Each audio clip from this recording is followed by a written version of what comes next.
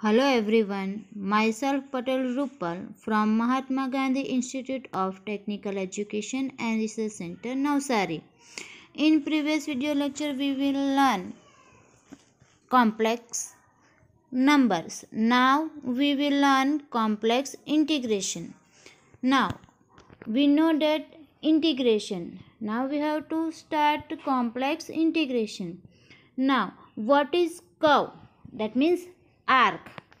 Suppose that the real and imaginary part of the complex variable z is equal to x plus iy depend upon a real parameter t, that is x is equal to xt and y is equal to yt. Now we know that z is equal to x plus iy is a complex number and x and y are real part and imaginary part. Now z is equal to x plus iy is a complex variable. Also we know that here x is equal to xt and y is equal to yt. That means x and y is a function of t, where t is parameter. Now we can write c from z of t is equal to x of t plus I y of t, where t between a to b, that means a lesser equal to t lesser equal to b. This is known as the parametrization of an arc C in the complex plane. Here c from z of t is equal to xt plus iyt is equation number 1. Now continuous oriented curve C. What is continuous oriented curve? That means if t is a continuous parameter, then equation 1 for increasing t represent a continuous oriented curve C in the complex plane, where t is equal to a and t is equal to b correspond to the end point of the curve. Now types of curve, that means arc. First is simple curve, otherwise simple arc, otherwise only curve, otherwise only arc. Now the curve C is said to be a simple curve if it does not intersect itself. That means we have to given one curve, it does not intersect itself. That is C is simple if z of t1 is not equal to z of t2 when t1 is not equal to t2. Now the second simple closed curve, otherwise Jordan arc. If a curve does not intersect itself and has endpoint coincide is called a simple closed curve, otherwise Jordan arc. That is z of t1 is equal to z of t2 only when t1 equal to t2. For example, boundaries of curve, circle, ellipse, triangle, etc. Now the next definition is continuously differentiable. An arc C is said to be continuously differentiable if z dash t exists, that means derivative of z t is exist and is continuous on the interval a lesser equal to t lesser equal to b. That means we have to given one arc C, where one curve C, and this curve has differentiable and it is also continuous on the given interval. Now next definition is regular or smooth.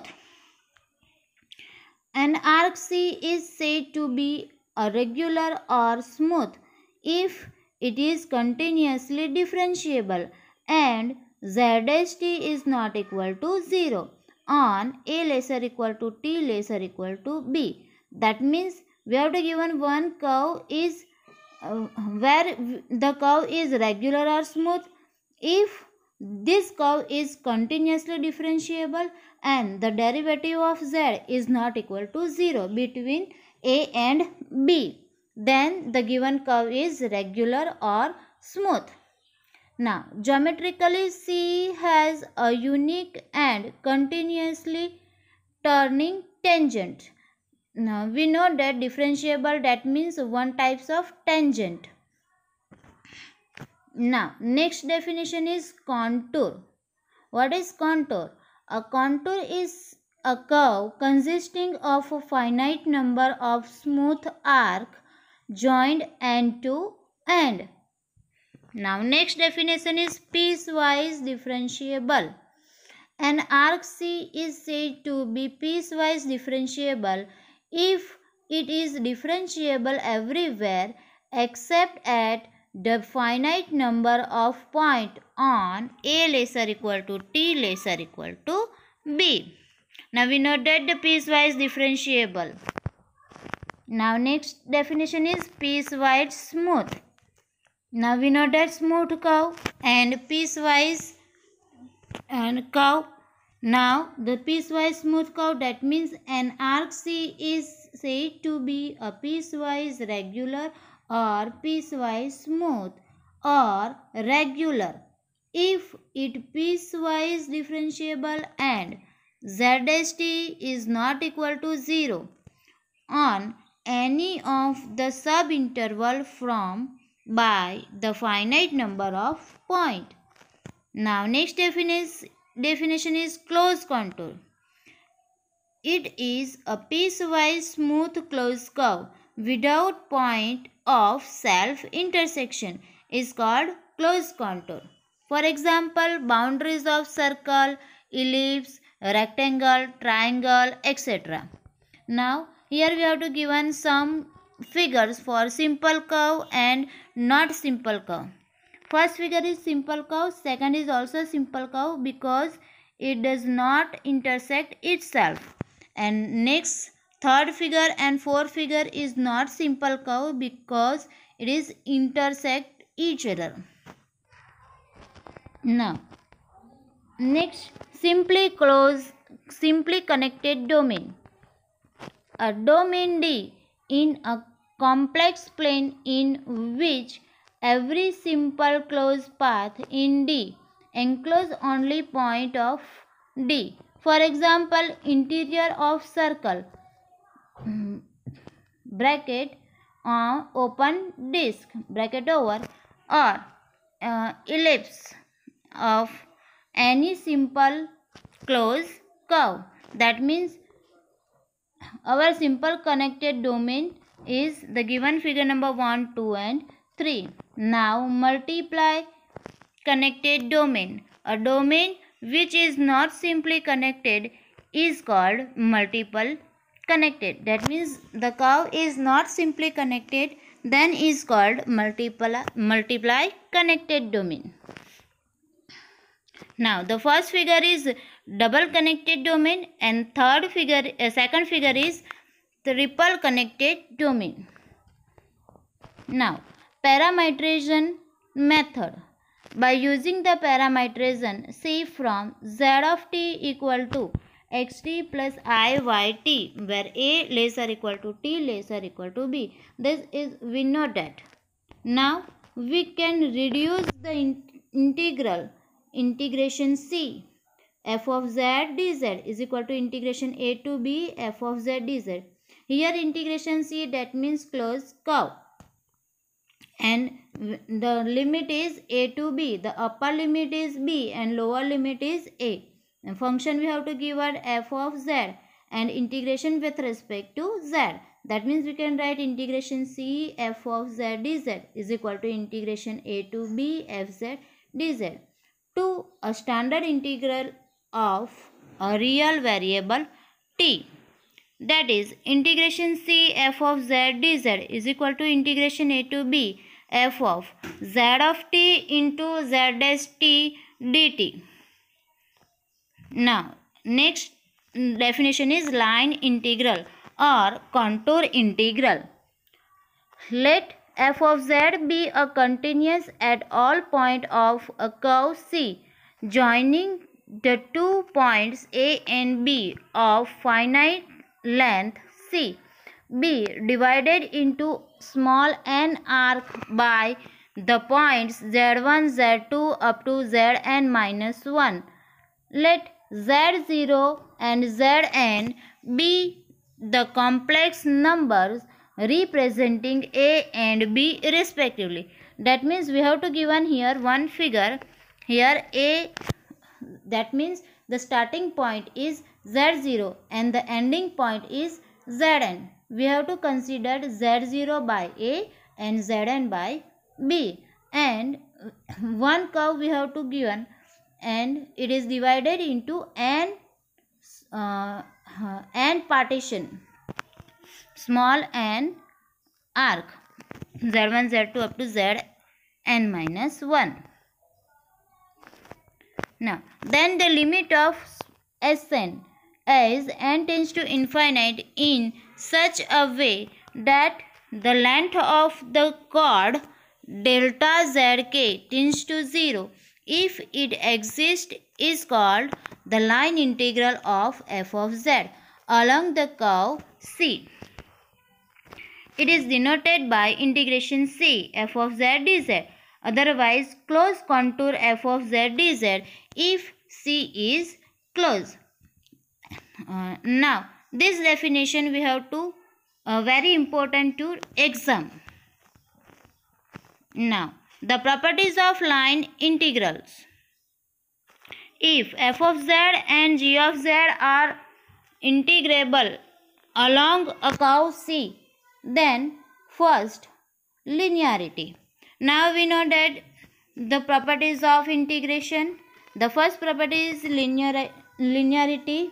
Now integration C in the bracket k1 f of z plus k2 g of z dz is equal to integration C f of z dz plus k2 integration C g of z dz, and integration C in the bracket k1 f of z minus k2 g of z in the bracket over dz is equal to k1 integration C f of z dz minus k2 integration C g of z dz.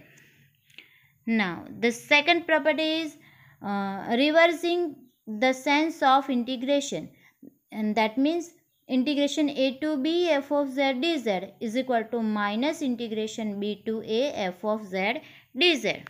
Third, decomposing or partitioning of path. That means integration C f of z dz is equal to integration C1 f of z dz plus C2 f of z plus integration C2 f of z dz plus up to plus integration Cn f of z dz, where curve C consists of the curves C1, C2 up to Cn. Now, next, bounded integrals. For the complex integrals, modulus integration C f of z dz is less or equal to integration C modulus f of z into modulus dz. Now, this is in exam by short questions. Next, fifth, ML inequality. If f of z is continuous on a contour C, then modulus of integration C f of z dz is less or equal to capital M and capital R, where modulus of f of z is less or equal to capital M, where z belongs to C and capital L is the length of the curve.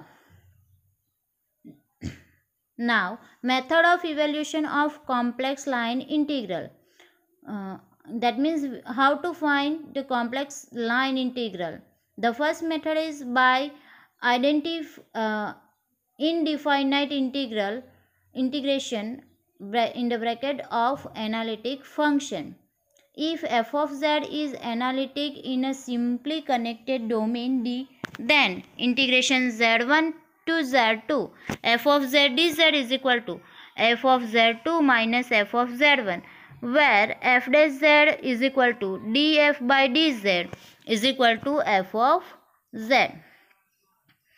Now next, by using the path, if C is represented by z is equal to zt, where a lesser equal to t lesser equal to b, then integration c f of z dz is equal to integration a to b f of z of t into dz by dt into dt. Now the one theorem without proof.